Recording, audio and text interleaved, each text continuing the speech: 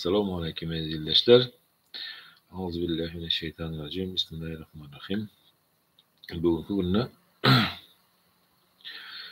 Kur'an-ı Kerim'in Türkmen diline hatmını başladık. Yani Türkmen diline Kur'an-ı Kerim'i okaylı kiň manysyny bilenin Kur'an-ı Kerim näme barada ýazylan, näme diýip ýazylan. Şol sebäpli hem bugün Kur'an-ı Kerim'in 8-nji aýaty, 8-nji suresi Enfal suresine gelip ýetdik. Enfal suresi Medine'de inen süre olup ol 75 ayetden ibaretdir. Sürenin adı ilkinci ayette azalyan olcalar manysyny anladyan Enfal sözünden alınıpdır. Bu sürede Allah şärik goşanlaryň ýeňilse sedewar boljakdyklary, Bedir söwüşinde bolup geçen wakalar, bu söwüşden çykarylmaly netijeler barada aýdylyp, müminlere iman, arkalaşma, söwüş, şertnamalar, oljalar, sabır ve ähde wepalylyk tertip düzgün ýaly meselelerde nesihat berilýär. Rahman ve Rahim bolan Allah'ın adı bilen Bismillahirrahmanirrahim. Ey Muhammed sallallahu aleyhi ve sellem, senden oljaların nähili paýlanmagy hakynda sorarlar. Sen olary olja paýlaşmagyň hökmi Allah ve Peygambere değiştirir. Şonun için eger hakyky mümin bolsaňyz Allah'dan gorkun. Bireň arasyny düzedin. Allah ve onun ilçisine boyun bolun diýip aýtdy. Düşündirişi Bedir söwüşinde ele salynan oljalary paýlaşmakda ýaşlar bilen garlaryň arasynda dawa ýüze çykanyna ýokardaky aýat inýär. Bunun netijesinde hem Peygamber Aleyhissalatu vesselam oljalary olaryň arasynda deň paýlaýar. Müminler ýanlarynda Allah ýatlanylanda korkudan ýaňy ýürekleri sandırar. Onun aýatlary okulanda bolsa imanlar artar ve olar diňe Perwerdigarine bil baglap ona dayanırlar. Olar namazy dogry berja edip özlerine nesip eden emlaklerini hayırlı işlerde sarf ederler. Yine hakiki müminler şolardır. Olara özlerinin Perwerdigariniň ýanynda cennette beýik dereceler, ýalkaw ve mübarek rızkallar bardır. Perwerdigariň seni vacip iş, söwüş üçin öýünden çykaran wagty müminlerin käbiri muňa begenmendiler. Hakikat aydın yüze çıkandan soň hem olar senin bilen jedel edýärdiler. Olar gözleri görüp durka hamana özleri ölümün öňüne itilýän ýalydy. Allah iki topardan Mekkelilerin sizin Mekke'deki baýlyklaryňyz yüklenen kerwenden ve Kurayşyň goşunundan birini sizin ýeňjekdiňizi wada berende olardan ýaraksız toparın kerwenin sizinki bolmagyny arzu edýärdiňiz. Hakykatda bolsa Allah buyrukları bilen haky üstün çıkarmak, şärik goşmagyň güýjüni ýok edip, kapyrlaryň köküni kesmek isleýärdi. Hemde Allah şärik goşan ol topar islemese de hak bolan İslam beýgelsin, batıl bolan şärik goşmaklyk ýok bolup gitsin diýärdi. Şol wagt siz Perwerdigaryňyzdan ýardym isleýärdiňiz. Ol men izine geljek müň perişte bilen dadyňyza ýetişerin diýip dileglerinizi kabul edipdi.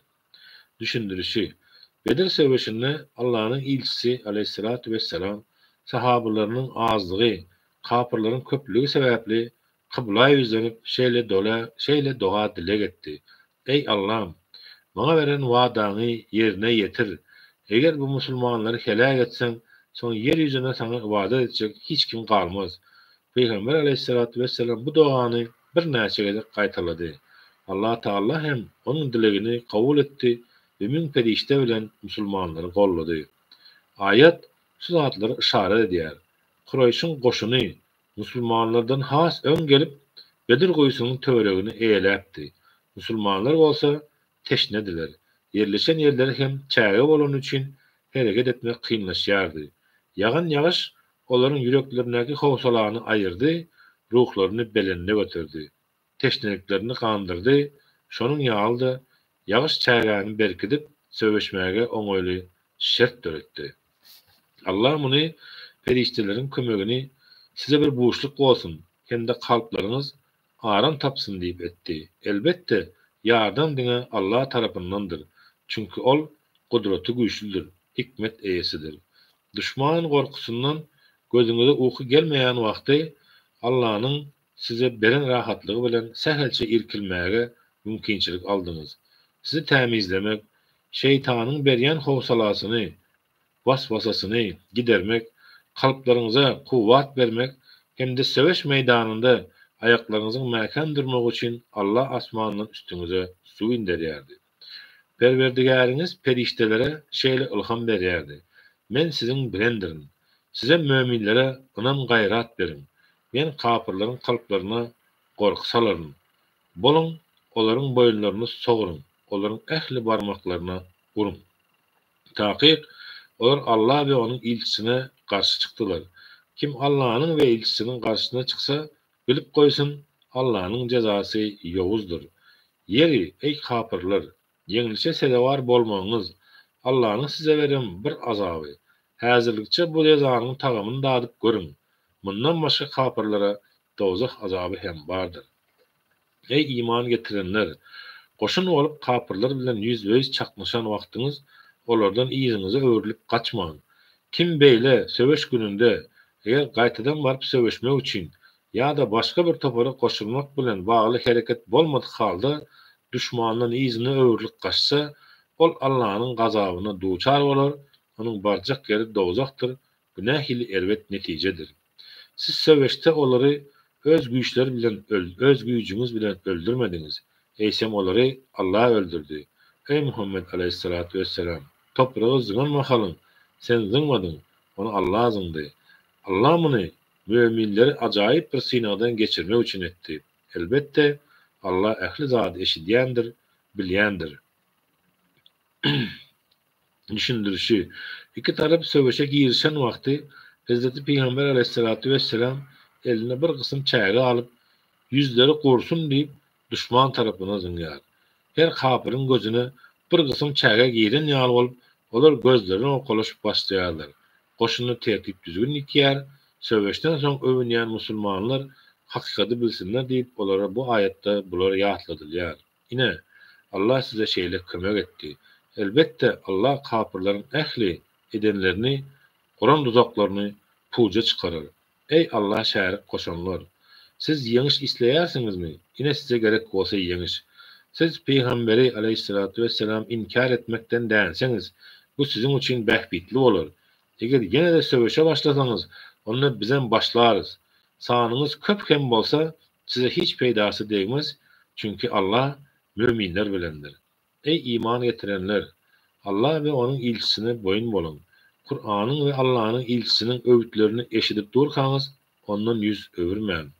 Boyun bolmak islemän soňlar, dinlemeseler hem dinleýän ýaly bolup, soň bolsa eşitdik diýenler ýaly bolmaň.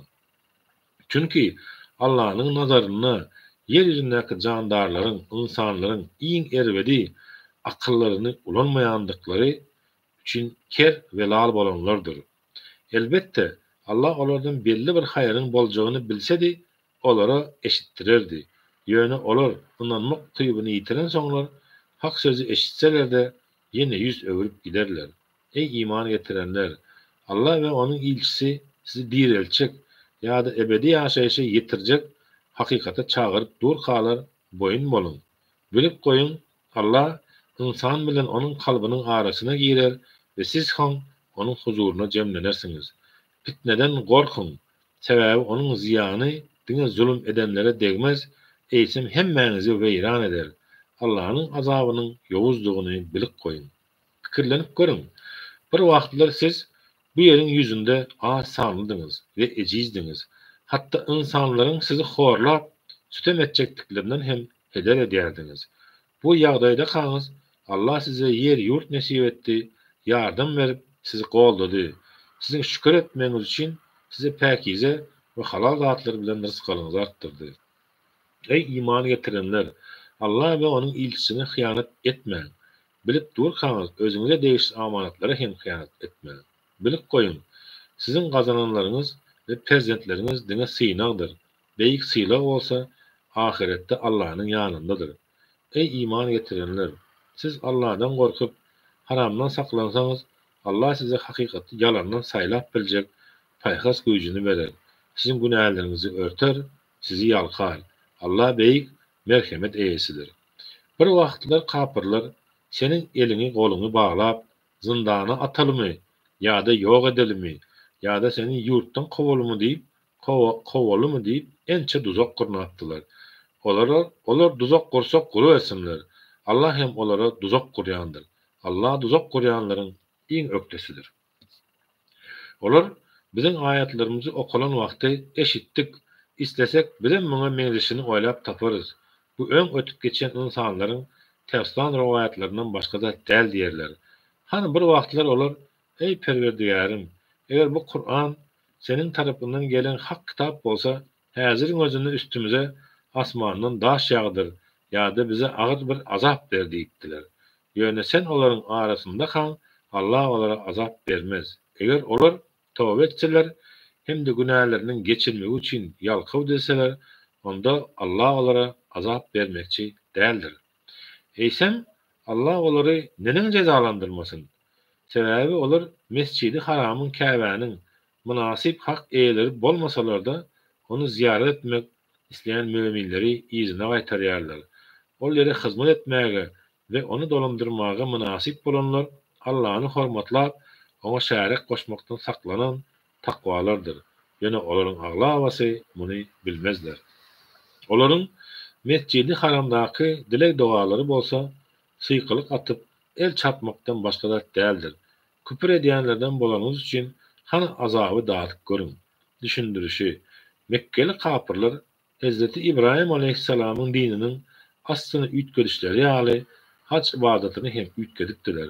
Erkek aýal ýarym ýalňaç el-ele tutuşyp Käbäniň töweregine aýlanardylar. Syýkylyk atyp el çarpyşardylar.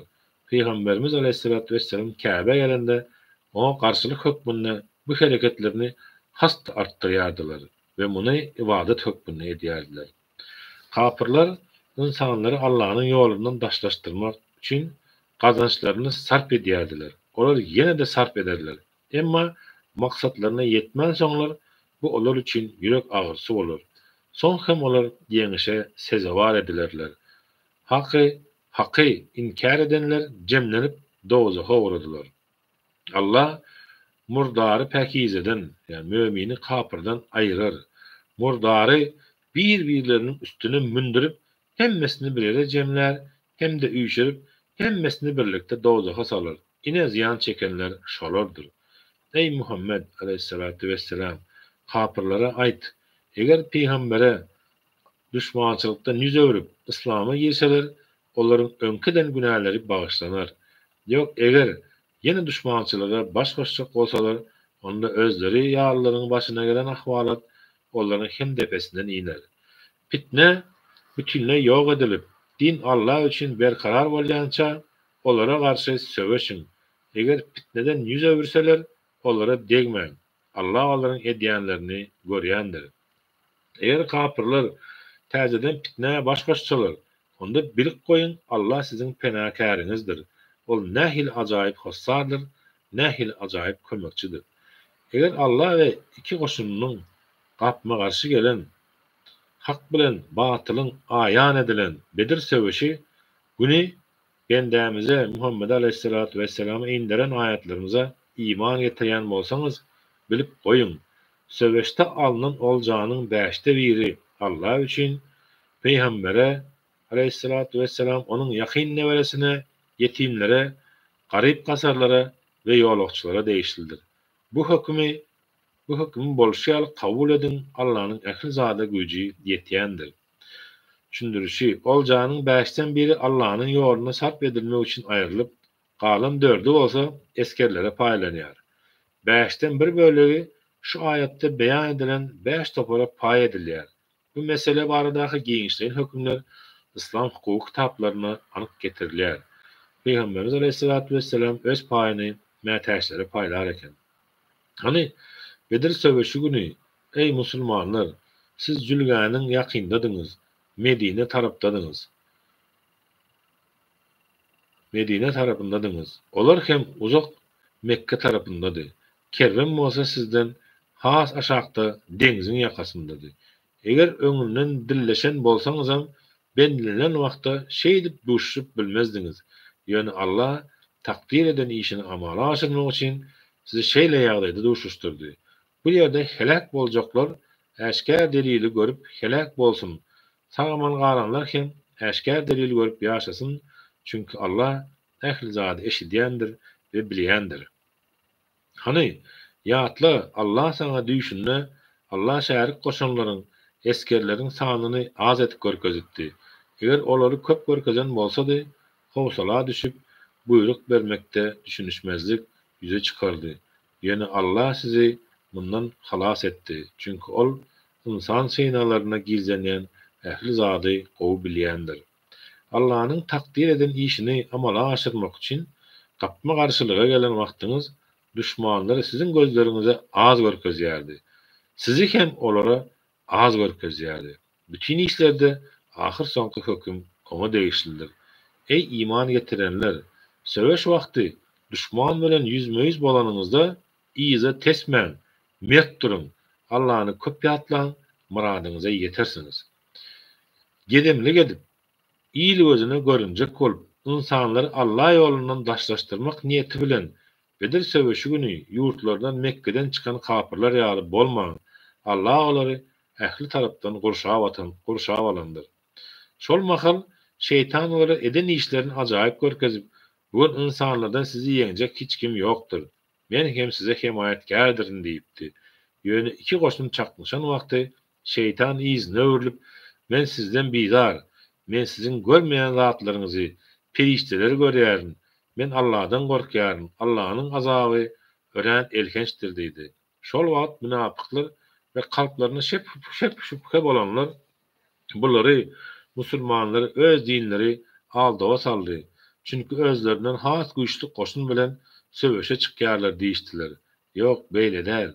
Kim Allah'a inanyp ona bil baglasa, Allah ona yeterlikdir. Elbette Allah gudraty güýçlidir, hikmet eýesidir. Perişteler kapırların yüzlerine ve arkalarına vurup dadyň bakaly, alawlap ýanmagyň azabyn diýip olaryň janlaryny alanlaryna bir görsedin. Perişteler yine bu sizin gazanan zadyňyz, ýoksa Allah hiç haçan bendelerine zulüm etmez diýerler. Olaryň bolşy Firavun kowmynyň we ondan öňkü zalimleriň özlerini alyp barışlary ýaly boldy.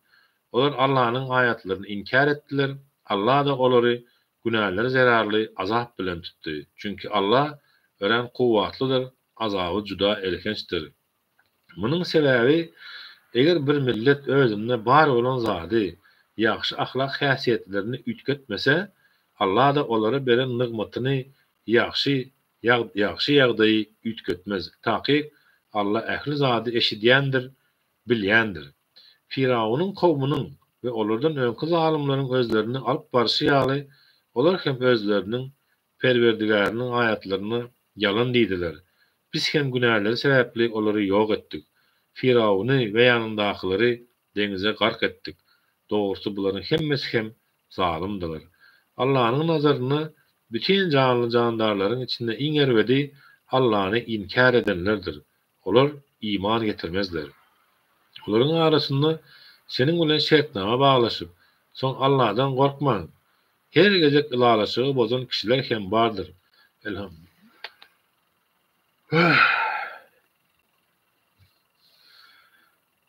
Sadakallahu lazim.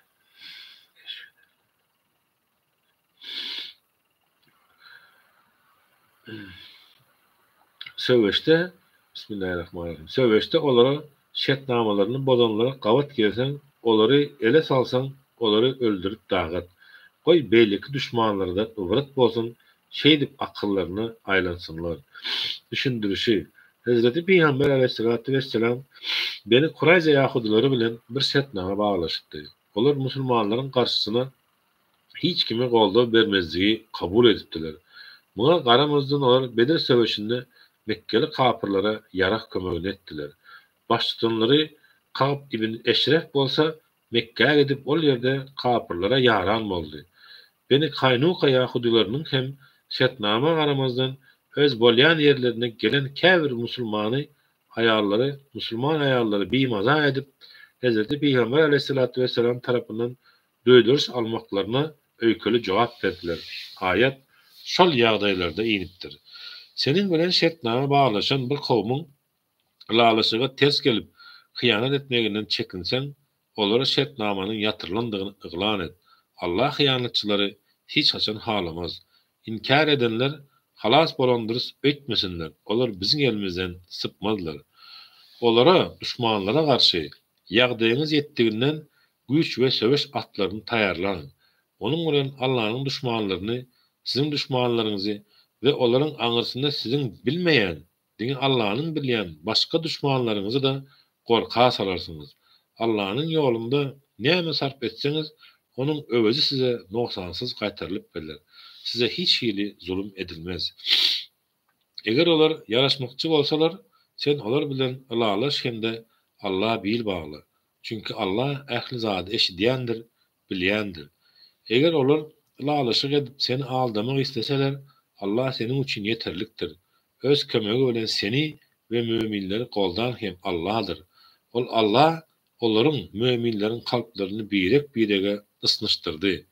Eger de sen dünýäde bar bolan ähli zatlary sarp etseňle, olaryň kalplaryny birleşdirip bilmezdin. Ýöne Allah olaryň arasyny ısnışdyrdy. Çünki ol gudraty güýçlidir, hikmet eýesidir. Ey Peygamber aleyhissalatu vesselam, Allah sana ve özüne eýeren müminlere yeterlikdir. Ey Peygamber, müminleri söwüşe höweslendir. Eger sizden 20 sany sabırly kişi bolsa, olar kapyrlardan 200 düşmany ýeňer. Eger de sizden 100 sany sabırly kişi bolsa, kapyrlardan 1000 düşmany ýeňer. Çünki kapyrlar hakikaty bilmeýän kowumdyr. Emma häzir Allah size söwüş etmek meselesinde ejizliğin barlygyny bilip ýüküňizi ýeňletdi. Bu ýagdaýda sizden sabırly 100 kişi Allahyň eradasy bilen 200 kapyrdan üstün çykar. Ve eger de siz 1000 kişi bar bolsa, olaryň kapyrlaryň 2000'sini ýeňer. Takyk Allah sabırly kişiler bilendir. İstendik peýgambere yer ýüzünde küpür doly ýok edip hak dini rowaşlyk tapýança yesirden tölek alıp onu azad etmek doğru däldir. Siz dünýäniň wagtdaý zatlaryny isleýärsiňiz. Allah bolsa sizin ahiret kazanmaňyzy isleýär. Allah gudraty güýçlidir, hikmet eýesidir. Düşündürüşi. Bedel söwüşinde kapyrlardan 70 kişi yesir alınýar. Hazreti Ebu Bekir'in radiyallahu anh maslahat bermegi bilen Peygamberimiz ol esirlerden fidye tölegini alıp olary goýberýär. Ýokardaky ayet hem bu hereketiň näde olduğunu habar bermek üçin indirilýär. Allah tarapyndan öň berilen bir höküm bolmadyk bolsady, alan fidýäňiz pulumuz üçin size hökmän elkenç bir azap berilerdi. Indi ele salynan oljalaryňyz halal we päkdir. Arkaýyn iyi berin. Hem de Allah'dan korkun. Bilik koyun, takyk Allah bağışlayıcıdır, rahim şefaatlidir. Ey Peygamber, ellerinizdeki yesirlere ayt. Eğer Allah sizin kalplarınıza hayır, yaxşı niyet, iman ve ihlasy ımtılışı görse, sizden alınan fidyelerden has hayırlısını size verir, günahlarınızı bağışlar. Çünkü Allah bağışlayıcıdır, rahim şefaatlidir. Eğer sana hıyanat etmek isteseler, berk bilsinler, olar öňhem Allah hıyanat edipdiler. Allah olaryň garşysyna sana mümkinçilik we kuwwat berip, soňunda olary seniň eline düşürdi. Allah ähli zady bilýändir, hikmet eýesidir. İman getirip Allahyň ýoluna hicret göç edenler emläkleri we janlary bilen söwüşenler we olar arka çykan ensarlar, Medineli musulmanlar, ine olar birek-biregiň dostlarydyr. Biri-birleriniň miras düşerleridir. İman getirip hicret etmeýänler bolsa, olar hicret edýänçiler size olaryň mirasyndan paý ýokdur. Eger olar din marada ýardam isteseler, siziň bilen şertnamasy bolan başga kowmyň garşysyna bolmasa, kömek etmek siziň borjuňuzdur. Allah siziň etjeklerinizi bolşýaly görýändir. Mömin düşündürüşi. Möminleriň 622-nji ýylda Medine göçmeklerinin iyi yanında Hazreti Peygamber aleyhissalatu vesselam göçeden muhacirler bilen onlara yardım berenlerin, ensarların arasında dogan okuştular. Olar bir-birine miras düşerler bolýarlar. Emma soň indirilen bu surenin 75-nji aýaty bu doganlygyň miras bilen bagly hukmyny ýatyryp, diňe ýakyn hossarlarynyň bir-birine miras düşer bolup biljekdigini görkezýär. Dini inkar edenler bir-birlerine dostdurlar, arka çykýarlar. Eger siz hem bir-birinizi goldap bermeseňiz, dünýäde fitne gopar, elhenç bozgoklyk, bulan bujarlyk ýüze çykar. Dini inkar edenler bir-birlerine dostdurlar, arka çıkarlar. Eger siz hem birbirinize goldap bermeseňiz, dünýäde fitne gopar, elhenç bozgoklyk, bulan bujarlyk ýüze çykar. İman getirip hicret edenler Allah'ın yolunu söveşip, onlara kucak açıp yardım verenler yine hakiki müminler şolardır. Olar yalkanarlar ve rızkallarını hem bir meçver berler. Bundan ön iman getirip hicret edenler sizin bilen birlikte söveşenler yine şolar hem sizin bilen dengdir. Allah'ın hükmüne göre doğan okuşanlar değil de yakın doğan karındaş olanlar birbirlerine miras düşer bolmağa has layıktıklar. Taqiq Allah ehli zade eşidyendir, bilyendir. Sadakallahul azim. Subhane rabbike rabbil izzeti amma yasifun ve selamun alel murselin. Velhamdülillahi rabbil alemin. Elhamdülillah rabbil alemin. Rahmanirrahim. Maliki yevmiddin. Aziz ildeşler, Enfal suresi 75 ayetten ibaretde okuduk ve 9. sure Tawba suresi bilen devam edýäris. Tawba suresi Medine'de inen sürelerden bolup, ol 129 ayetten ibaretdir. Sürenin 104. ayeti Tawba bilen baglanşykly bolanlygy üçin süre bu ad berilipdir. Tawba suresi Kur'an-ı Kerim'de Rahman ve Rahim olan Allah'ın adı bilen diýip başlanmayan ýeketäk süredir. Peygamberimiz Aleyhisselatü Vesselam bu sürenin başına Bismillah'ın yazdırılmazlığının sebebi hem bu sürenin Allah'ın düşmanlara duyduruş berip başlayandığı bilen bağlanıştırdır.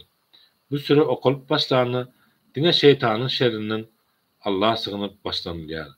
Daşlanıp kovulan şeytanın şerrinden Allah'a sığınýar.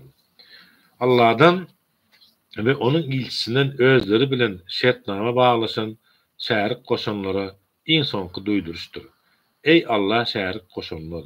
Siz şu günden başlap 4 ayın dowamyny yerin yüzünde isleýişiňiz ýaly gezip bilersiniz. Şunu welin bilip goýun. Siz Allah'dan hiç haçan kaçıp kutulup bilmezsiniz ve Allah kapırları rısva, maskara eder. Ve kaç günü Allah'ın ve onun ilçisinin adından insanlara şunu ıglan edin. Allah ve onun ilçisi Allah şärik koşanlardan daştır.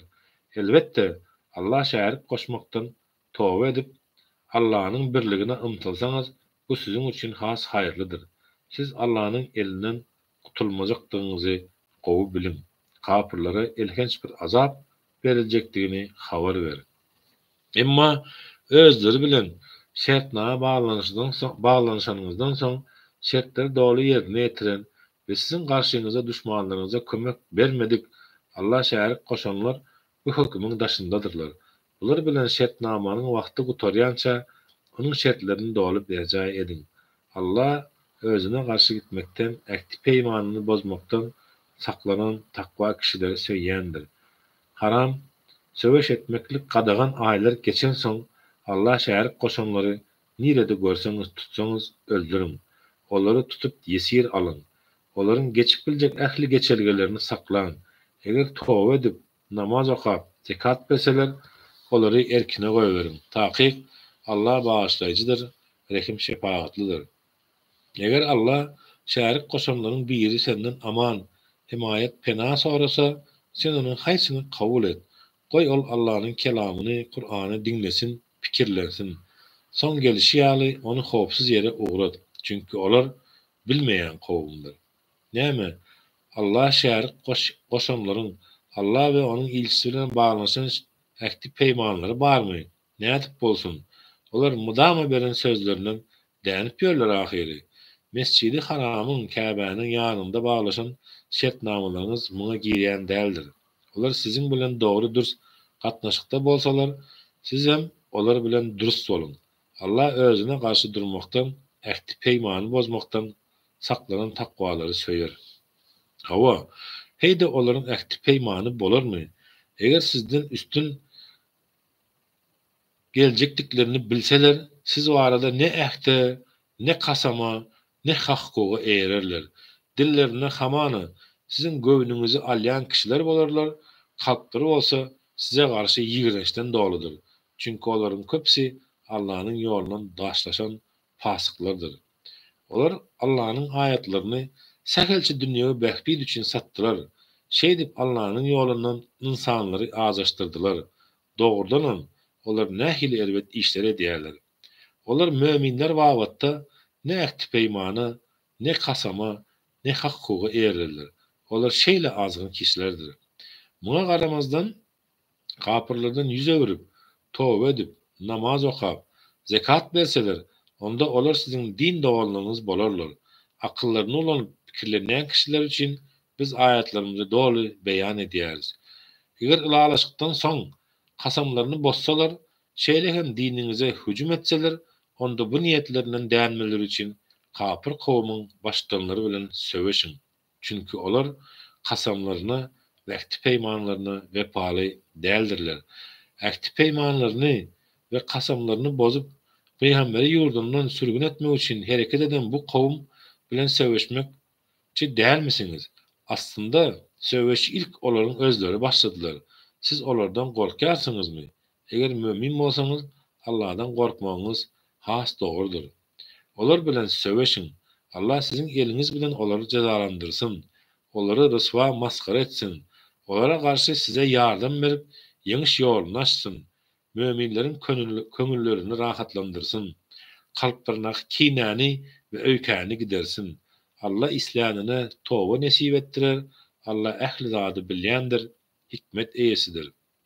Düşündirişi Kapırlaryň ket hudalarynyň Ebu Süfyan ibn Harb, Safin ibn Ümeyye, Ikrima ibn Ebu Cehil, Süheyl ibn Amr ýaly ýolbaşçylar Mekke eýelenenden soň toba edip İslam dinini kabul etipdiler.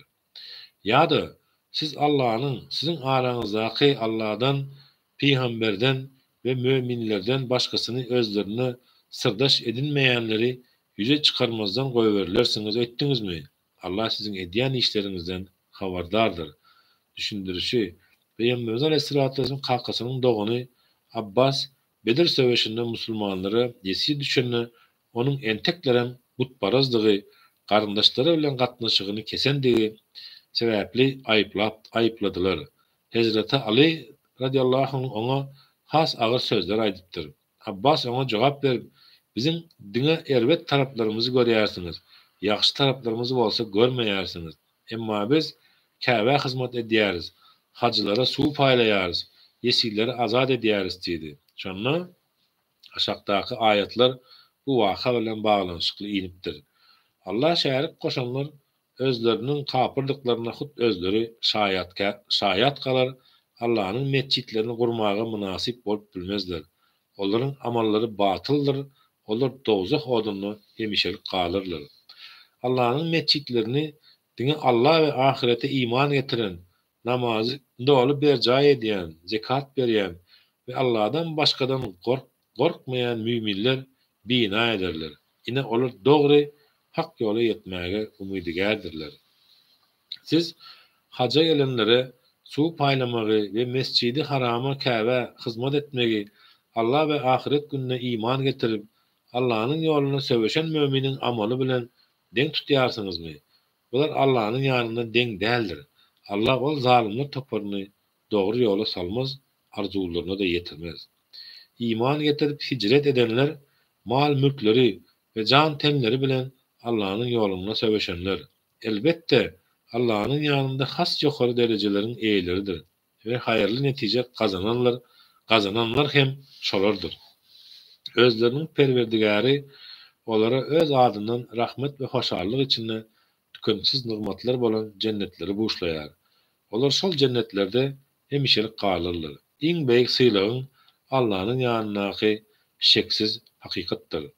Ey iman getirenler, eger imanyň deregine köpüri saýlap alýanlar, hatda kakaňyz we doganlaryňyz hem bolsa, olar dost we ýaran edinmeň. Siziň araňyzdan kim möminleri goýup olary dost tutunsa, onda olar zalimlaryň hut özleridir. Ey Muhammed, sen olara aýt, eger kakalaryňyz, oglullaryňyz, doganlaryňyz, ýan ýoldaşlaryňyz, garyndaşlaryňyz der döküp gazanan emlägiňiz, ziyan çekerin öýdüp gorkýan söwdaňyz, guwanýan kaşaň jaýlaryňyz size Allah'dan we onuň ilçisinden, Allah'ın ýoluna söwüş etmekden has eziz we gowy bolsa, onda Allah'ın emri gelýänçe garaşyň. Allah beýle pasyklar toparyny hak ýoly görkezmez, olary arzularyna da ýetirmez.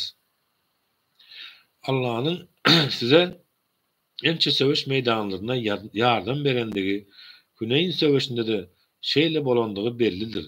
Şol gün şanyňyzyň artyklygy sizi buýsandyrypdy. Ýöne ol size peýda etmändi.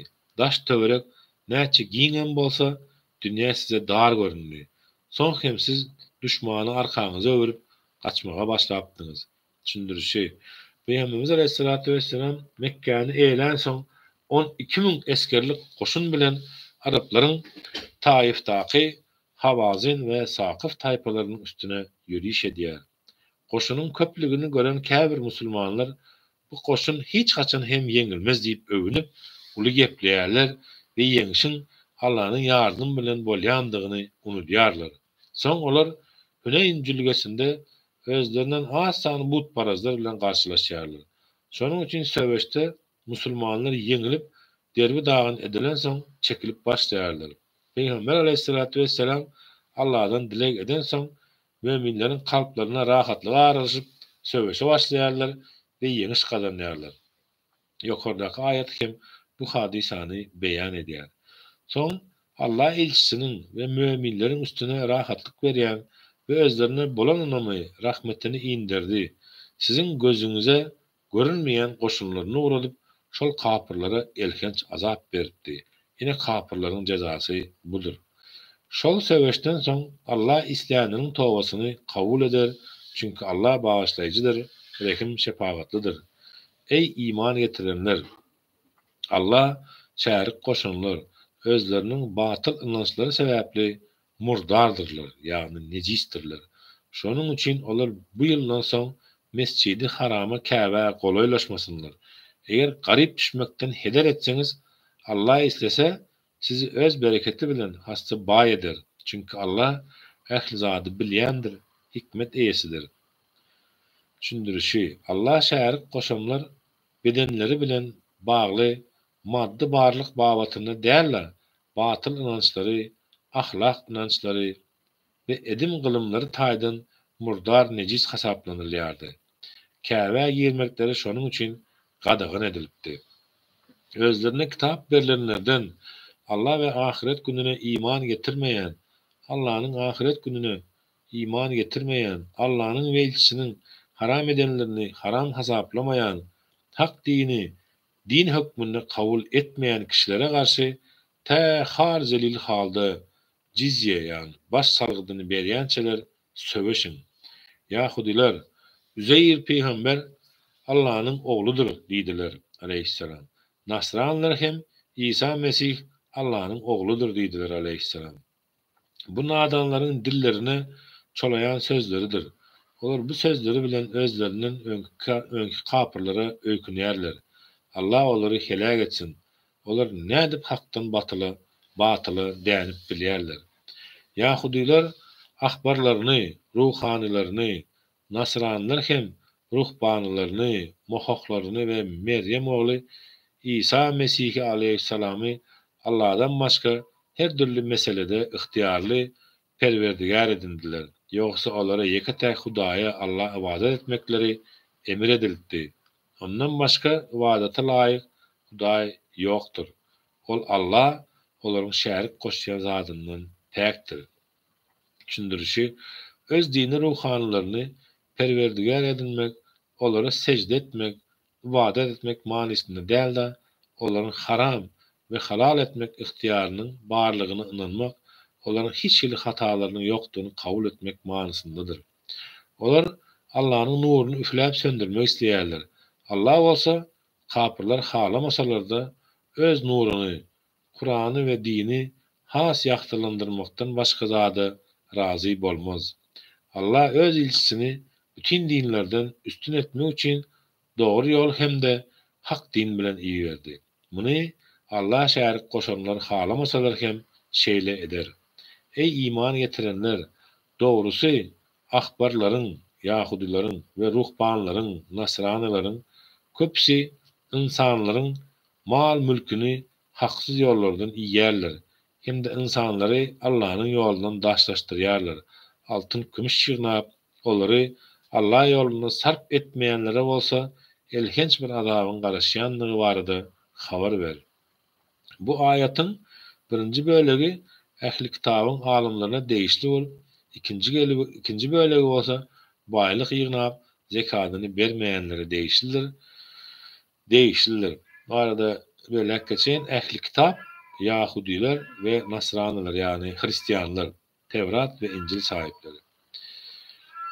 35. ayet Tawba suresini devam ederiz. Bismillahirrahmanirrahim. Euzubillahi mineşşeytanirracim.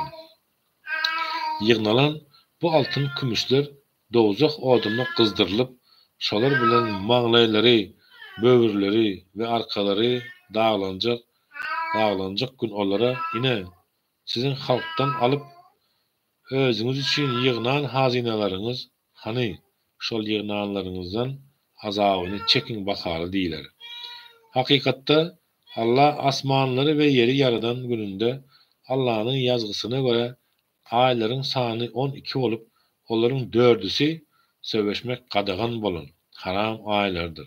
Ine bu dogry hasapdyr. Bu aýlarda Allahyň goýan çäginden çykyp özüňize zulüm etmeň. Allah şärik goşanlar jem bolup, siziň bilen nähili söwüşýän bolsalar, bu aýlara hormat goýup çekinip durmagyny, sizin jem bolup olar bilen gazaply söwüşiň. Bilik goýun, Allah ilahy çäklere hormat goýup elbetliklerden saklanan takwalar bilen biledir. Haram hormatlanýan aýlaryň ýerlerini ütkötmek kapyrlaryň betniýetli hereketleridir. Şeýle etmek bilen kapyrlar azaşýandyrlar. Allahyň bellän haram aýlaryna den getirmek üçin şol aýlary bir ýyl halal, bir ýyl haram diýip kabul edýärler we Allahyň haram edenini halal hükmüne kabul edýärler. Olara bu erbet işleri gözel halda görkezildi. Allah kapyrlar kowmuny hergiz dogry ýola goýdurmaz. Ey iman getirenler, siz näme boldy? Allah ýoluna söwüşe çykyň diýip emir edilse, size agyr diýär. Ýa-da siz ahiretden ýüz öwürüp dünýä ýaşaýyşyna kaýyl boldyňyzmy? Emma bilik goýun, dünýä ýaşaýyşynyň keýpi, lezzeti ahiretiň ýanynda ujypsyz zatdyr. Düşündirişi 630-njy ýylda musulmanlary ýok etmek üçin Bizantiýanyň goşun taýarlandygy baradaky habary alan Peýgamberimiz aleyhissalatu vesselam olara garşy söwüş ýylan edýär. Ýöne münapyklar Bizantiýa söwüş ýylan etmeň dogry däldiги barada dowul ýaýradýarlar.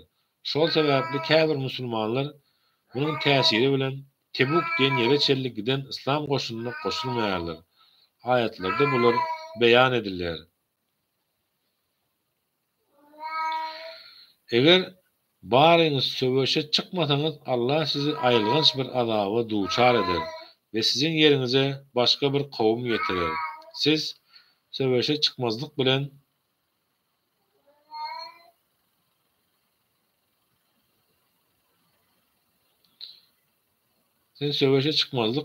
onuň dinine sähelçe-de ziýan berip bilmersiňiz. Takyk Allahyň ähli zada güýji ýetýändir.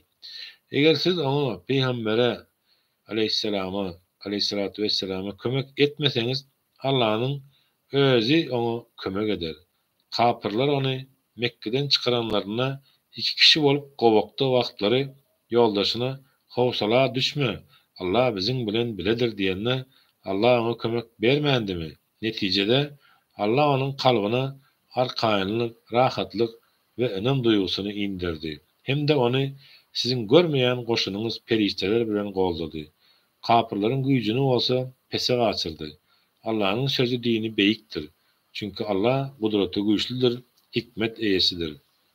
Düşündirişi bu ayette gowakdaky ýoldaşy diýilmekden maksat Hazreti Ebu Bekir Siddiq radıyallahu anh bolup, ol Hazreti Peygamber aleyhissalatu vesselam Medine'ye göç eden mahaly Mekke'nin gün ortasyndaky Sövür gowagyny 3 günläp bile bolupdyr we Medine bilelikde gidipdiler. Ey müminler, siz ansat ýa-da kyn mümkinçiligiň az ýa-da köp ýagdaýda nähili bolsaňyz-da hemmeňiz bilelikde söwüşe çykyn. Allah ýolunda mal mülkleriniz ve canlarınız bilen söwüşin.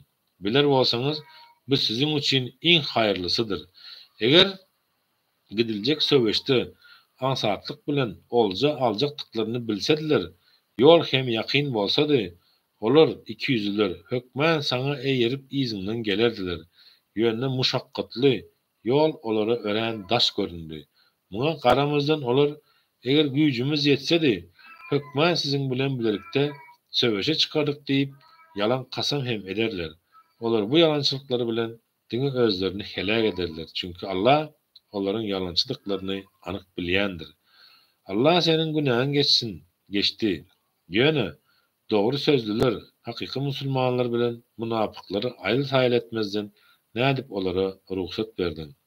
Allah'ını ve ahiret gününi imanlar bilen tasdiklanlar, mal mülkleri ve canları bilen söwüşe koşulmak bolup senden ruhsat soramazlar. Allah ol takkolary ören gowy bilýändir. Söwüşe koşulmazlyga senden ruhsat sorayanlar Allah ve ahirete iman getirmeýänler. Kalpleri şüpheden doly agyp dönüp ýörenlerdir. Eger olar doğrudan hem söwüşe çykmak istesediler, elbette munuň üçin taýýarlyk görerdiler. Allah olaryň göwünli göwünsizligini görüp, olara päskel berdi ve olara öýde oturanlaryň ýanynda oturuň diýildi. Olar sizin bilen söwüşe çykaýsa da ziyan etmekden başka bir peýdalary bolmazdy. Sizi duzaga düşürmek maksady bilen araňyza sokulup arabozarlyk ederdiler. Araňyzda olara kulak asanlar hem tapylardy. Allah zalymlary ören gowy bilýändir. Takyk bular has öňhem fitne döretmek isläpdiler.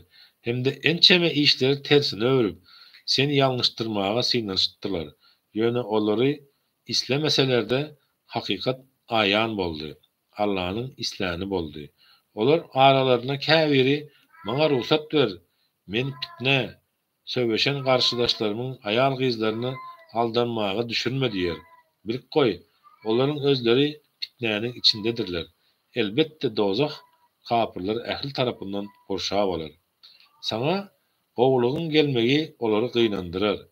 Eger bir bela uçurasaň, akyl satan bolup beýle boljagyny öňden bilýärdik. Ätýaşly hereket edenimiz gowy bolaýdy. Biz has öň hemme zadyň hasabyny çykartdyk. Siz kim öz ýagdaýyňyzy serediň diýip, keýtleri kök halatda mest bolup izlerini öwürüp giderler. Ey Muhammed aleyhissalatu vesselam, sen olara aýt, Allah biz barada näme takdir eder? Näme ýazan bolsa, başymyza diňe şol geler. Himayetkarymız hem onuň özüdir. Şonuň üçin müminler diňe Allah daýanyp, ona bil baglasynlar. Münapyklara biziň başymyza geler öýdüp garaşýan zadyňyz iki ýaxşy zatdan, ýeňişden ýa-da şehit bolmakdan başga näme bolup biler? Biz bolsa Allah'ın ya öz tarapyndan ýa-da biziň elimiz bilen sizi azaba duçar etmegine garaşýarys. Garaşyň bakaly, bizem garaşarys. Allah ýolunda sizin gowünli gowunsiz beren sadakalaryňyzyň hiç biri kabul bolmaz. Çünkü siz yoldan çıkan pasyk kowumsyňyz diýip aýt. Olaryň sadakalarynyň kabul edilmezliginiň ýeketek sebäbi olar Allah we onuň ilçesine inanmaýarlar. Namaza ýaltalyk bilen gelýärler. Beren sadakalaryny da yürekden däl de gowunsiz berýärler. Olaryň gazananlarynyň, çağalarynyň köpligine senin gözüň gitmesin. Çünkü Allah şolar sebäpli bu dünýäde synaglaryny kynlaşdyrmagy, olaryň bolsa kapyr bolup can bermeklerini isleýär. Münapyklar Allah'a kasam edip özlerinin sizdendiklerini öňe sürerler. Aslında olar sizden däldir.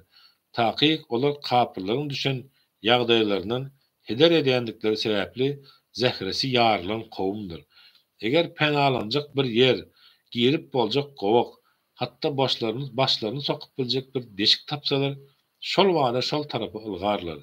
Olaryň käbiri seniň zekaty we sadakalary paýlaşyňa dil ýetirýärler. Bu mal mülklerde özlerine pay verilse şahat bolup, berilmese derrü gaharlanyp öýkelýärler. Eger olar Allah'ın ve onun ilçisinin özlerine berenlerine razı bolup, Allah bizim için yeterli hossardır. Ol öz pazlı kerem bilen ilçisi arkaly bize elçiler, ilçisi arkaly bize etçiler. Bizim islegimiz dine Allah'ın razıçılığıdır deyip aýtsalardy, bu özleri için elbette has gowy bolardy. Zekatlar dine garip kasarlara, mätäçlere, zekat ýygnayan gullukçylara, yürekleri İslam'ı ısnıştakçıklara, yesirlikten ve gulgurnaklıktan halas olmak isteyenlere, bergidarlara, Allah'ın yolundaklara ve mätäçlik çeken yolokçulara berilmelidir. Zekatı paylamakta şeyle çemeleşmek Allah tarafından farz edildi. Allah ähli zady bilýändir, hikmet eýesidir. Olaryň münapyklaryň käbirleri peýgamberi ynjytmak üçin aleyhissalatu vesselam ol her kimin aýdýan ýaxşy we ýaman zatlaryny kulak asýan ynanjagyň biridir diýerler. Sen hem hawa şeýledir, emma mudama siziň bähbidiňize bolan ýaxşy sözlere kulak asýandyr. Ol Allah ynanýar, möminlere ynam edýär. Ol siziň içiňizden iman getirenlere rahmetdir diýip aýt. Neşeýdir? Allah'ın ilçisini ynjydanlar iň erkenç azaby sezewar bolarlar. Olar siziň ýanyňyza gelip göwnüňizi awlamak üçin Allah kasam ederler. Eger olar hakykatdan hem mömin bolsalar, Allah'ını ve onun ilçisini razı etmelidirler. Henize çelli pikirlenip, kim Allah ve onun ilçisine karşı çıkıp düşmançılık etse, onun hükman ebedi dozak odunyň bardygyny, munyň iň beýik horluk ve iň ulug maskarlykdygyny bilmedilermi? Münapyklar kalplarına gizliň saklayan elbet niyetlerini habar berjek bir süräniň indirilmeginden gorkýarlar. Sen olara siz ýaňsyla berin. Allah şol çekinýän zadyňyzy äşkär eder diýip aýt. Düşündiriş, münapyklar içki dünýälerini Hazreti Peygamber aleyhissalatu vesselam hem de musulmanlar hakda gizliň saklayan hakyky düşünjelerini aýan etjek wahynyň häli geler, şimdi geler gorkusy bilen ýaşapdylar. Kur'anyň Allah'ın buyrugydygyna dolu ynanmasalaram, Allah'ın ilçisinin ençeme gizliň ýagdaýlary ýüze çykarandygyna degişli ýeterlik tejribeleri bolansoň, bu gorky olardan aýrylmandyr. Eger olardan bu ýaňsylamalarnyň sebäbini sorasaň, eden günälerini gizläp, çynlyka bir zat gepleşmeýärdik, diňe söz oýnadyp degişýärdik diýerler. Sen hem olara diýmek siz Allah bilen onun ayetlerini we onun ilçisi bilen oýnadan bolýarsyňyzmy diýip aýdy. Ey münapyklar, biderek yere ötünç soramaň. Takyk siz çala iman getireninizden soň kapyrdyňyzy äşkär görkezdiňiz. Sizden käbiriňizi toba edenleri bağışlasak hem bir toparyňyzy günäde kesçarlyk edenleriňizi cezalandyrarys. Münapyk erkekler bilen münapyk aýallar bir sınıpdyrlar. Olar elbetligi ündeýärler, ýaxşylyga böwet bolýarlar we özleri de Allah'ın ýoluna haýyr sahabat etmäge ören gyskançdyrlar. Olar Allah'ını unutup terk etdiler. Allah da olary unutdy, terk etdi. Münapyklar pasyklaryň hut özleridir.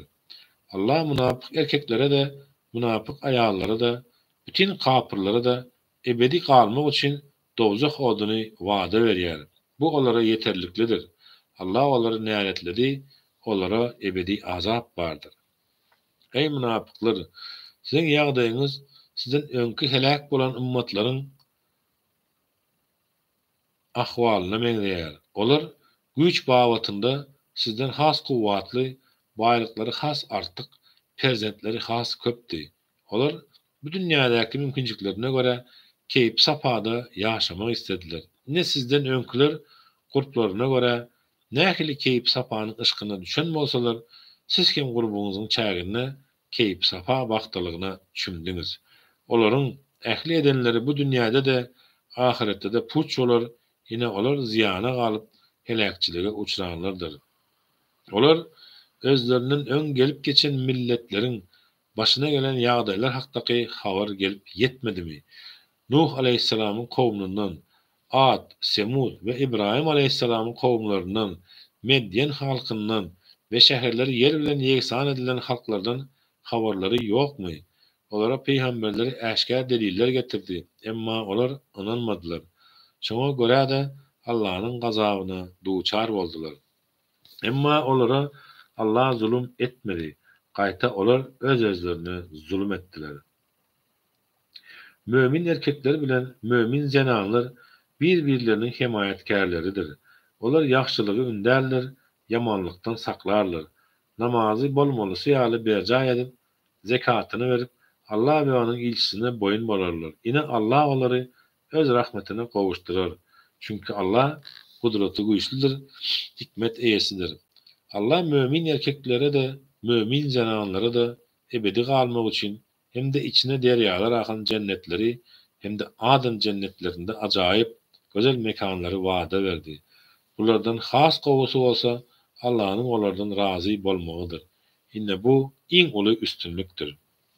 Ey Peygamber aleyhissalatu vesselam, kapırlara ve münafıklara karşı dürli yollar bilen söveş, onlara karşı yovuz bol, onların barjak yerleri dozakdyr. Ol nähil erwet yerdir. Ey Muhammed aleyhissalatu vesselam, münafıklar ol sözleri aýtmandyklary barada Allah kasam edýärler. Emma takyk olar küpür sözlerini aýtdylar we musulman bolanlardan soň kapyr boldular. Oňarmajak işlerine Peýgamberi öldürmäge aleyhissalatu vesselam hem baş goşdular.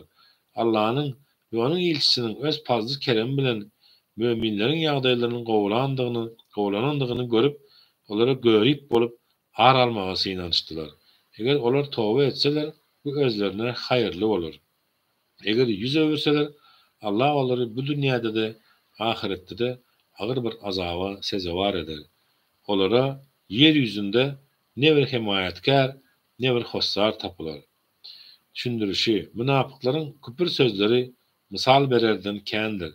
Meselen, Tebuk yürüyüşünde Hz. Peygamberin aleyhissalatu vesselam diýerlerinden biri gitenne musulmanlar onu gözläp başlattırlar. Münafıklar içini güldürüp bu adamın peygamberliğine seredin. Özü asmandan havar alýar, diýesiniň ne dediğini bilen ok diýişipdirler. Başka bir tarapdan Hz. Peygamberin goşunynyň Bizantiýa tarapyndan Derbi dağın ediljekdigine ykjam inanyp Abdullah ibn Übey Medine hökümler bellemäge täýärlenip başlapdylar. Olaryň käbirleri eger Allah bize bereketinden berse biz hökmen zekat hemne sadakat bereriz. Elbette ýaxşy insanlar boluruz diýip söz beripdiler. Emma Allah olara bereketinden baýlyk beren wagty husytlyk edip mal mülküň zekatyny bermediler. Bolmanda da olar hakdan yüz öwürüp kümsülik edip ýörerdiler. Sadaka bereriz. Ýaxşy insanlar boluruz diýip Allah beren sözlerinin dänendikleri ve iman getirdik diýip yalan sözlerdikleri sebäpli Allah olaryň kalplaryna kıyamet gününe çelli dowam etjek bir ikiyüzlülük saldy. Olar münafıklar Allah'ın olaryň sözlerini de pısırdalarında da eşidýändigini üstesine Allah'ın ähli gaýypları da anyk bilýändigini bilmedilermi?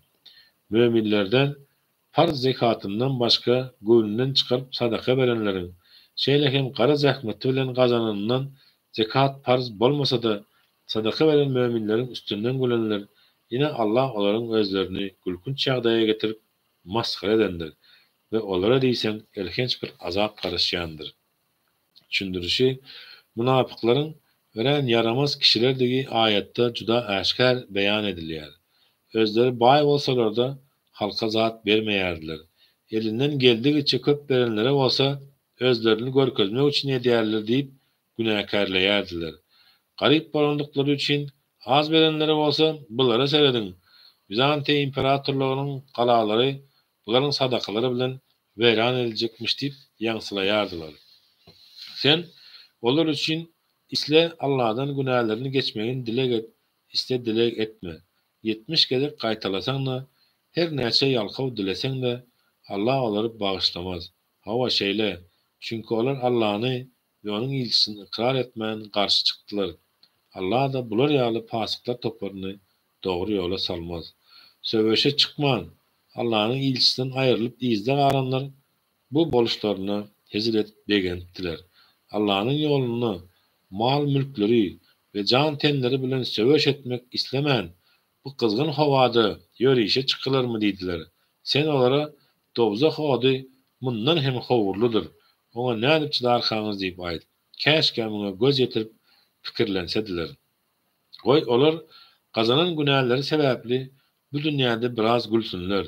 Soň ahiretde onuň jazasyna köp aglasynlar. Eger Allah seni bu yörüşden, tebükden sagaman izin aldırsa, sen hem olardan bir topara duşsan ve olar başka bir söwüşe birlikde gitmek için senden ruhsat sorlasalar, sen olara aýt, meniň bilen birlikde hiç kaçan yörüşe çıkmarsınız. Meniň ýanymda düşmana karşı söwüşmersiniz. Näme üçin öňkü gezek söwüşden galdyňyz? Indi hem izde galanlar aýal olan uşak bilen oturuverin. Olardan ölenlerin cenaze namazını okama. Hayır dua etmek için onların mazarının başında da durma. Çünkü olar Allah'ını ve onun ilgisini tasdik etmediler. Hem de yoldan azlaşan pasıklar hakkında helak oldular. Onların kazananlarının, çağalarının köplüğüne senin gözün gitmesin. Çünkü Allah şolar sebäpli bu dünyada çynaglaryny kynlaşdyrmagy, onların olsa kapır bolup can vermeklerini isleýär. Allah iman getirin ve onun ilgisinin birlikte söwüşe gidin diýip bir süre inen wagty olardan bay ve gorply kişiler yörüşe gitmejek bolup senden ruhsat sonra bizi goýup git, biz izde galýanlar aýallaryň we çaga çogalar bilen bolaly diýerler. Şeýdik söwüşden ize galanlar aýallar we çaga çogalar bilen birlikde galmaga razy boldular. Olaryň kalplaryna möhür basylandyr. Olar söwüşin hikmetini Allah'ın ilgisine boyun eğmekdäki bahtiýarlygy duymazlar. Ýöne Peygamber ve onun bilen birlikde ýanyndaky müminler mal mülkleri hem de can tenleri bilen söwüş etdiler. Haýryň ähli görnüşi olaryňkydyr. Salamata yetenler, halas bolanlar hem şolardyr. Allah olara aşağından derýalar akyn cennetler taýýarlady. Onlar şol ýerde hemişelik galarlar. Ine bu iň uly üstünlükdir. Çarwalar, bedewiler söwüşe gidip bilmeýändiklerine sebäp bahana getirdiler we özlerine ruhsat soradylar. Allah we onun ilgisine yalan sözlänleri bolsa ruhsat soramazdan oturdular, söwüşden galdylar. Olardan kapyr bolanlar diýsen, erkenç bir azaby sezewar bolarlar. Düşündirişi, çarwalar diýilip çölde ýaşaýan, göçüp gonyp ýören sahraýy araplar göz öňüne tutulýar. Her bedewi çarwa beýle bolmasa da olar umuman ýaşaýan çöl şertleri bilen bagly gödek we gazap häsiýetli bolýarlar. Şeýle bolansa olaryň küpri we ikiyüzlügi de agdyklyk edýändir. Eger münapyk bolman, Allah we onuň ilgisine ýürekden iman getirip nesihat etseler, olara söwüşden galandyklary üçin günah bolmaz. Çünkü olar izde galmak bilen ýurtlaryna haýry degijek kişilerdir. Ýagşylyk edenlere bolsa käýinç ýokdur. Tahqiq Allah bağışlayıcıdır, rahim şefaatlidir. Özleri için müner ýaly bir zat isläp, senin ýanyňa gelenlerine size müner ýaly bir zat tapmaýaryn diýen wagtyň zerurlyklaryny üçin etmäge ýagdaý bolmasaň, gynanjyna göz ýaşlaryny döke ize gaýdanlarda ýazgarmak dogry däldir. Aýyplamak gerek bolsa, bay we gorpulyklarına garamazdan söwüşe goşulmazlyk üçin senden ruhsat soranlar, bahana tapanlar aýyplanmalydyr. Ine olar aýallardyr, çagalar bilen izde galmaga razy boldular. Allah da onların kalplerine möhür urdy. Indi olar hakykatı bilmezler. Söweşden iza gaýdyp Söweşden iyide gaýdyp, olar bilen duşuşsaň, söweşe gitmändikleriň bahanalaryny, uzurlaryny özürlerini aýdarlar. Sen aýt, bir derek ötünç sorama, size inanmaýarys. Çünkü Allah bizi sizin ahwalyňyzdan habarly etdi. Bundan beýle etjek her bir zadyňyzy Allah da ilçi de görüp netije çykarar. Son gizliğini de, eşkärı de bilýäniň Allah'ın huzuruna eltilersiniz. Ol bütün edenlerinizi birin özünüze, öňüňize koyar. Söweşden dolanyp, olaryň ýanlaryna baran wagtyňyz özlerini bağışlamagyňyz üçin Allah'ın ady bilen kasam ederler. Siz olardan yüz öwürüň, olardan hasap soramaň. Çünkü olar şeýle murdar kişilerdir. Hasap soramak, käýemek bilen yola gelmezler. Edip gören günahları sebäpli olaryň mekany dowzak bolar.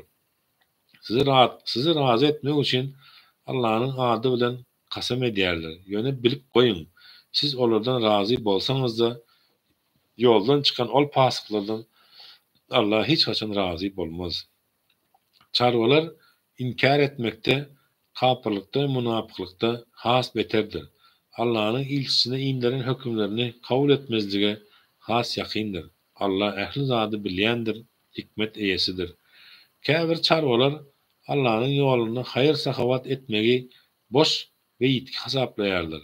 Bundan gutulmak üçin sizin başyňyza dürli bela beterin gelmegine garaşarlar. Bela beterler öz başlarından insin. Allah ehli zady eşidýändir, bilýändir. Käbir çarwalar Allah ve ahiret gününe inanýarlar. Allah'ın ýoluna sarp etmegi, Allah yakın bolmagy we ilçisiniň alkışlaryny almagy sebäp hasaplaýarlar. Ýaxşy bilip goýun. Elbetde bu olar üçin Allah yakınlaşmaga sebäpdir. Allah olary rahmet diyarı bolan cennete yerleştirer. Taqiq Allah bağışlaýjydyr, rahim şefaatlydyr. İslam'ı kabul etmekde ilkincilerin hataryny öňe saýlanan muhajirlerden we ensarlardan hem de gowuluk bilen olaryň ýyzyna erenlerden Allah razy. Olar da Allah'dan razy bolarlar. Allah olara içlerinden deryalar akyn cennetleri taýýarlady. Olar ol yerlerde ebedi galarlar. Inne bu iň uly üstünlükdir. Töwerekdäki çarwalardan we Medine halkyndan şeýle bir münapyklar bardyr belin, olar 200'lükde ussat bolup gidendirler. Juda mekir hereket edendikleri üçin sen bilmersin. Emma biz olary ören gowy tanaýarys. Biz olara ikisi ceza veririz. Son hem elhinç bir azaba sezevar ederiz. Olaryň başga bir bölegi bolsa, günahlarını boyun aldılar. Evet amaly ýagşa çalışdylar. Belki Allah olaryň towbalaryny kabul eder, çünkü Allah bağışlaýjydyr, rahim şefaatlydyr. Olaryň baýlygyndan zekat al. Belki munyň bilen olary günahdan temizläp arassalarsyn. Olar üçin doga dilek et. Çünkü senin olar üçin edýän doga dilegiň olary uly bir rahatlykdyr. Allah ehli zat eşidýändir, bilýändir. Olar Allah'ın öz bendelerinin towbalaryny, zekatlaryny we sadakalaryny kabul edýändigini, diňe Allah'ın özüniň çyn towbalary kabul edýändigini, berkim şefaatlygyny bilmedilermi ka? Hem de olar işlän, nähili iş etseňiz edin, edenlerinizi Allah, onun ilçisi ve müminler görerler. Son gizlin ve eşkäri anyk bilen Allah'ın huzuruna çıkarsınız. Ol eden her zadyňyzy öňüňize goýup hakyňyzy berer diýip aýt. Ýörüşe koşulmadyk. Käbir kişilerin ykbaly Allah'ın emrine baglydyr. Allah istese olara ceza verer, istese merhemet eder. Allah ehli zady bilýändir, hikmet eýesidir. Olar münapyklar, müminlere ziyan vermek, küpri ýaýratmak, müminlerin arasyny agzalalygy ornaşdyrmak hem de öň Allah ve onun ilçisine karşı çıkan adamları getirmek için bir mescit kurdular. Soň olar bu mescidi diňe ýagşylyk üçin gurduk diýip kasam ederler. Bularyň baryp ýatan ýalançylygyna Allah şahyatdyr.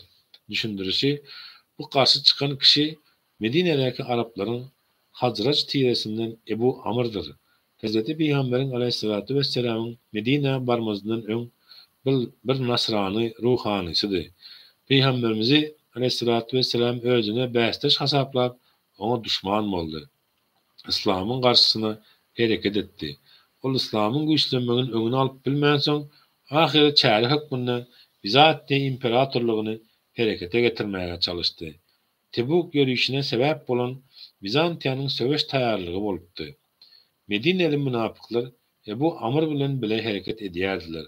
Olar Ebu Amr bilen bir merkez hökmüne ulanmak üçin bir mescit kurmak barada ılaşdylar. Aslında Medine'de mescide zerurluk ýokdy. Zerurluk bar diýilip kurulan mescitte ilkinji namazy okap bermegini Hazreti Peygamberden aleyhissalatu vesselam'dan haýyş etdiler. Tebuk ýörüşine taýýarlanýandyklary sebäpli Hazreti Peygamber aleyhissalatu vesselam wagtynyň ýokdugyny aýdypdyr.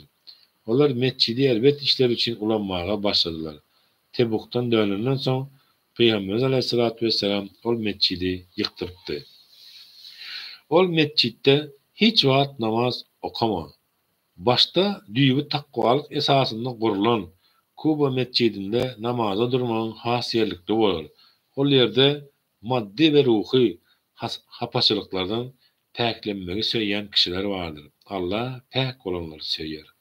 Eýsem Allah garşy çykmakdan çekinmek takwalyk we onuň razyçylygyny almak üçin binasynyň düýbi tutulan mescit haýyrlymy ýa-da jaýy ýykyljak bolup duran kert gaýa daşynyň gyrasynda durup onuň bilen birlikde dozaka tolananmy? Allah zalymlar toparyna dogry ýoly salgy bermez, arzularyna gowuşdurmaz.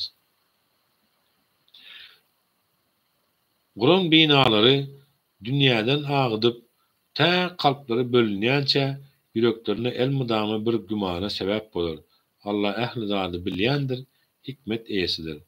Möminler Allah'ın yoluna söwüşip can alırlar ve can verirler. Allah olaryň bu amalyna derek olaryň canlaryny ve kazananlaryny cenneti bir satyn aldy. Munyň şeýle boljakdygy Tewratda da, İncilde de, Kur'anda da hak ve hikmet bilen anyk bolan wadadyr. Anyk wada berilendir. Beren sözüne Allah'dan has ve paly kim bolup biler? Siz eden bu sevdaňyzdan bahtiýar bolun. Ey möminler, boşluk, ine bu iň uly üstünlükdir.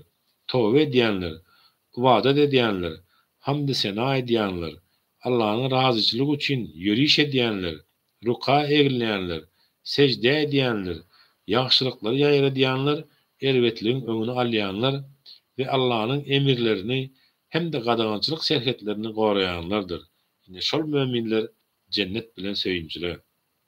Peýgambere we möminlere eger Allah şärik goşanlar, garyndaşlary hem bolsalar, kapyr bolup ölüp dowzakylardygyny ma'lum bolandan soň olaryň günäsiniň geçilmegini dilemek ýaraşmaz.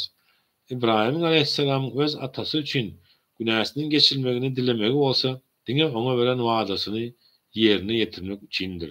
Ýöne onuň kakasynyň Allah'ın düşmandygy özüne belli bolanna ondan bütünlei dänni yüz öwürdi. Taqiq İbrahim aleyhisselam ören yumşak häsiýetli ve ören sabırlydy. Allah bir kowmy dogry ýola ýetirenden soň nämelerden gaça durmadyklaryny özlerine bildirýänçe olary azaşdyrmaz. Elbetde Allah ähli zady bilýändir. Asmanlaryň we ýeriň hökümdarlygy Allah'nynkydyr. Dirildiýänem, can alýanam onuň özüdir.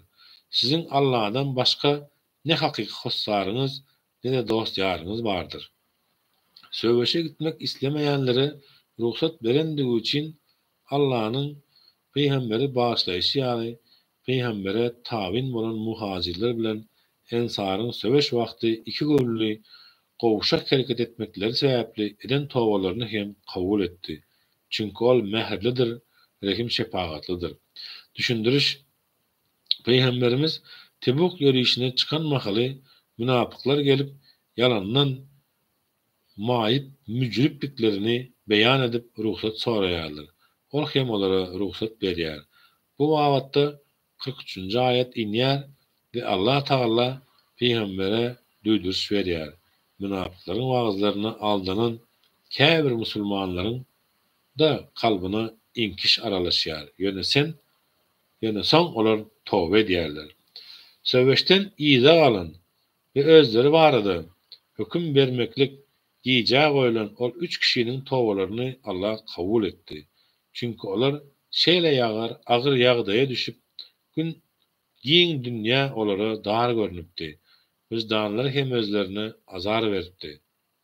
Netijede Allah'ın cezasından halas bolmak üçin Allah'ın kapısından başka barıljak ýeriň ýokdugyny düşündiler. Diňe şondan soň öňkü ýaxşy ýagdaýlaryna gaýdyp barsynlar indi. Allah olaryň tobalaryny kabul etdi. Taýyk Allah tobalary kabul edýändir, rehim şepaatlydyr. Düşündirişi, ol 3 kişi hakyky musulmanlar bolan Kak ibn Malik, Hilal ibn Ümmeyye ve Murara ibn Rabi atly sahabalardy.